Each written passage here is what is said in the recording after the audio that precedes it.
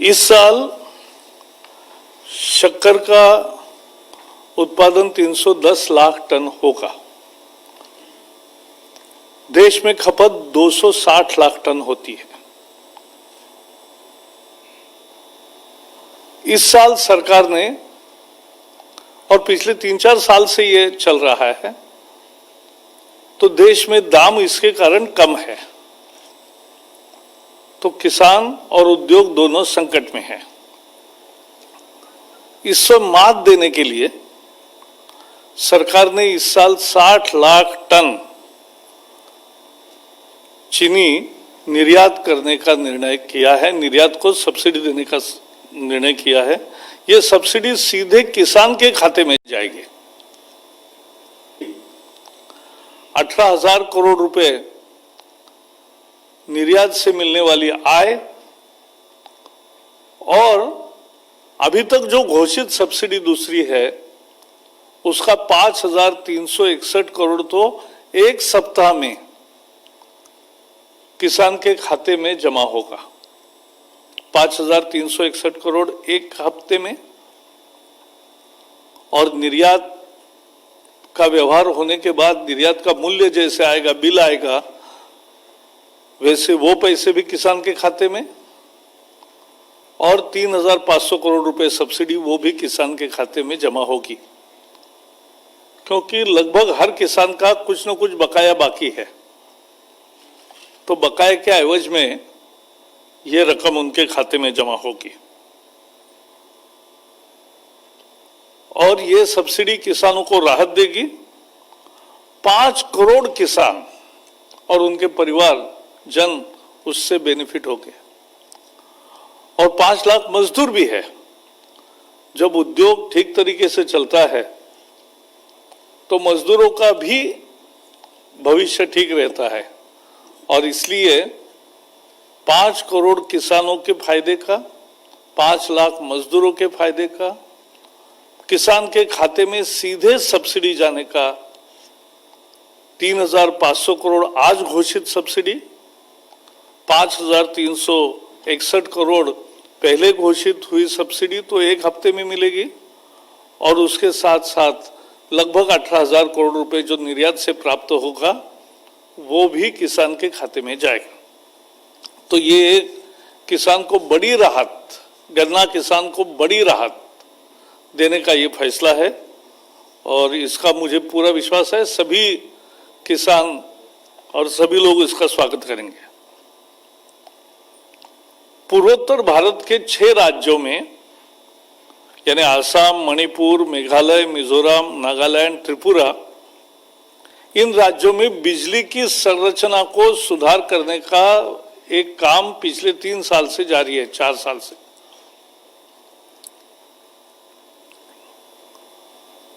Transmission power grid काम कर रही है, ट्रांसमिशन की व्यवस्था सुधार, डिस्ट्रीब्यूशन की व्यवस्था सुधार, जिससे अधिक बिजली मिले, विश्वसनीय बिजली मिले, गुणवत्तापूर्ण बिजली मिले, ये उसकी जरूरत, ये है उपलब्धि।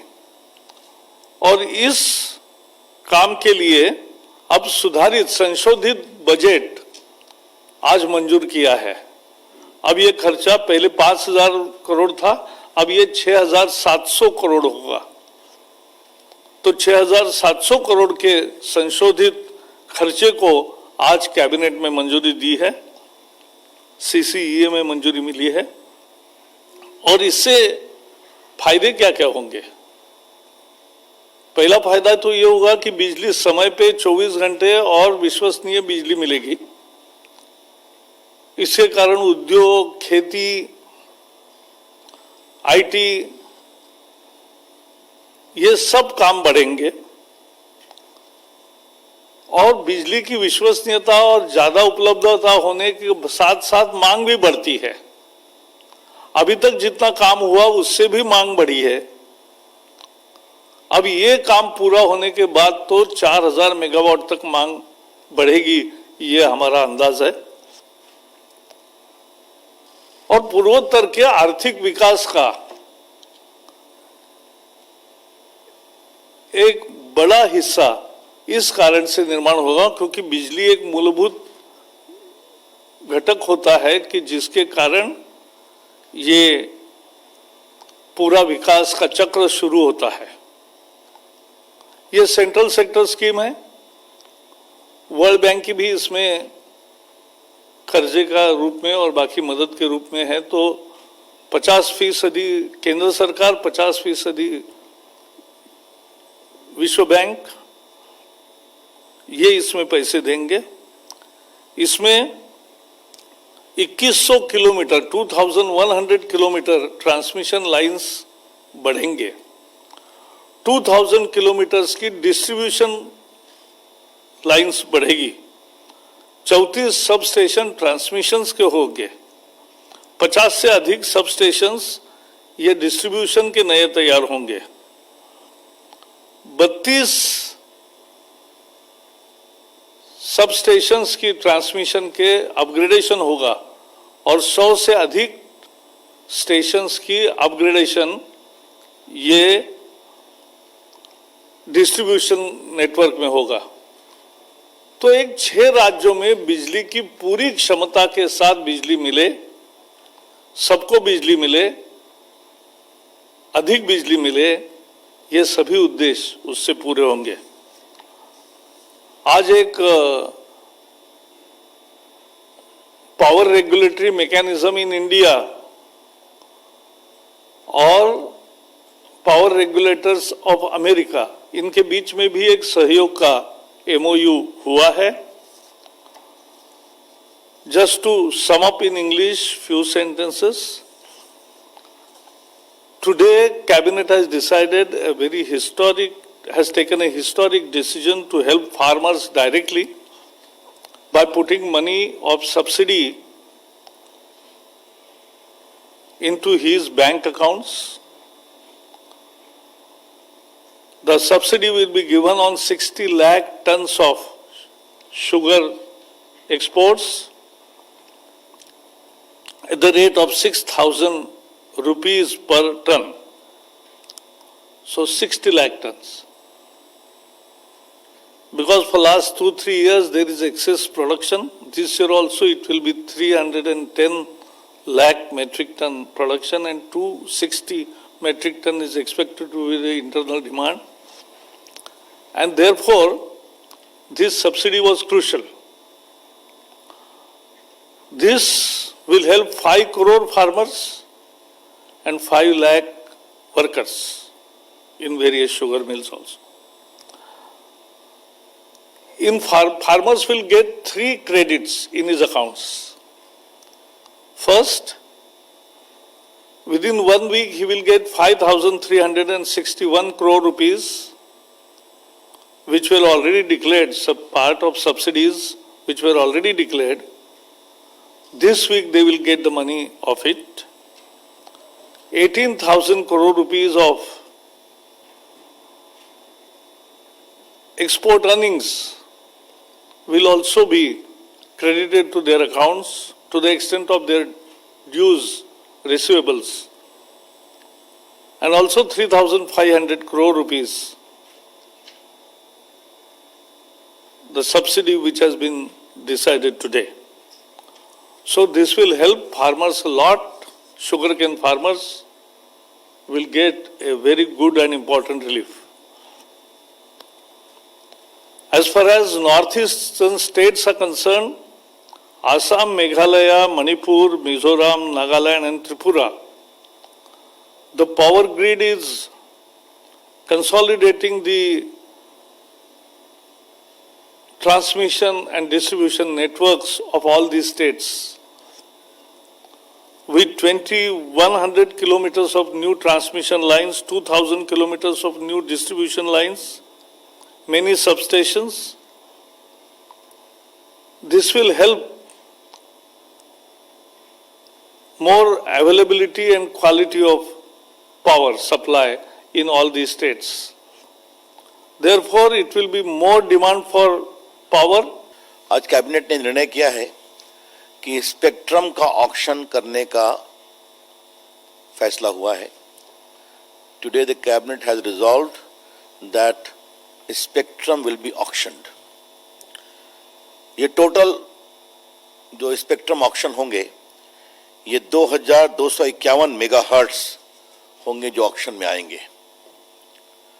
The total spectrum will be 2251 megahertz. It will be put for auction, and the proposed auction of a spectrum would be in the bands of 700, 800, 900, 1800, 2100, 2300 and 2500 megahertz bands. 700, 800, 900, 1800, 2100, 2300 और 2500 मेगाहर्ट्ज बैंड्स हम ऑक्शन करेंगे. हमने इसका एक कार्यक्रम भी बना लिया है और इसी महीने हम नोटिस इनवाइटिंग एप्लीकेशंस इशू करेंगे और आने वाले मार्च में हमारी योजना है कि हम इस ऑक्शन को कार्य रूप देंगे. The notice inviting application shall be issued in this month itself, and by March we propose to hold the auction of these spectrums. आपको पता है कि पिछला ऑक्शन 2016 में हुआ था, तो 4 साल हुए हैं. एक इसकी प्रक्रिया होती है, कई बार मेजरमेंट ऑफ स्पेक्ट्रम करना पड़ता है, देखना पड़ता है, फिर ट्राई की रिपोर्ट आती है, फिर उस पर विचार होता है और विचार के बाद कैबिनेट की अनुमति से फिर आगे की कार्रवाई होती है. तो इसलिए हम ये आपको बताना चाहेंगे कि स्पेक्ट्रम के आने के साथ और सुविधाओं में लाभ होगा जिनको स्पेक्ट्रम की आवश्यकता है, और इसके कंडीशंस वही होंगे जो 2016 के कंडीशंस थे.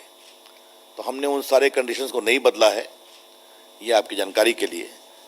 तो ये स्पेक्ट्रम के ऑक्शन का एक विषय था जो हमें आपकी जानकारी के लिए बताना था. मित्रों, मैं आपकी कृपा पूर्वक अनुमति चाहूंगा कि आज कैबिनेट कमेटी ऑन सिक्योरिटी ने एक national security directive on telecommunication sector बनाया है. National security directive on telecommunication sector. ये राष्ट्रीय सुरक्षा के दृष्टिकोण से बहुत ही महत्वपूर्ण निर्णय है. तो मैं आपकी अनुमति चाहूंगा, बस छोटा सा 2 पेज का नोट है, काइंडली पढ़ें और ताकि देश के सामने इसको हम रखें. मैं पढ़ रहा हूं.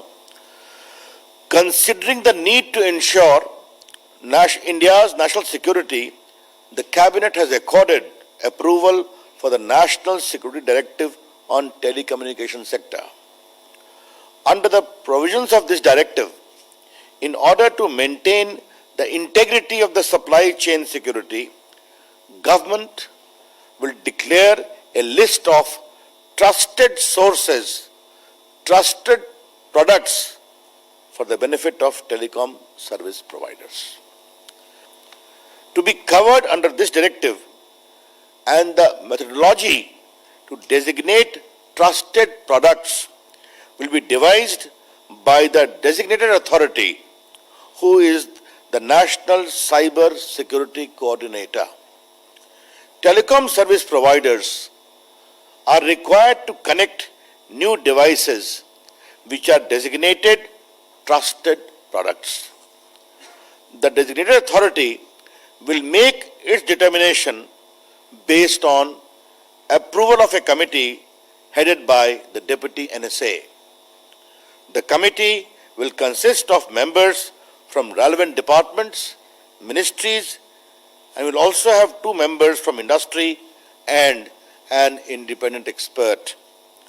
The committee will be called National Security Committee on Telecom. National Security Committee on Telecom. A list of designated sources from whom no procurement can be done may also be created. The present directive does not envisage mandatory replacement of the existing equipment already inducted in the networks of TSPs. The directive will also not affect ongoing annual maintenance contracts or updates to existing equipment already inducted in the network as on date of effect of the directive. From among the sources declared as trusted source by the designated authority, those which meet the criteria of Department of Telecom's preferential market access scheme will be certified as India trusted sources. The National Security Committee on Telecom will take measures to increase use of equipments from such Indian trusted. Guidance for the manner in which the enhanced supervision and effective control could be maintained by TSP will be issued by the designated authority at regular intervals. The Department of Telecom will suitably modify its guidelines and ensure monitoring of compliance by telecom service providers, the TSPs. The designated authority will put in place a portal for easy upload of applications by TSP and equipment vendors. It will improve ease of doing business through providing predictable assessment methodology to TSPs and equipment vendors. The Department of Telecom will make appropriate modifications in the license conditions for the implementation of provisions of the directive. The policy will come into operation after 180 days from the date of approval. I have read the entire thing in detail. It will be available for you.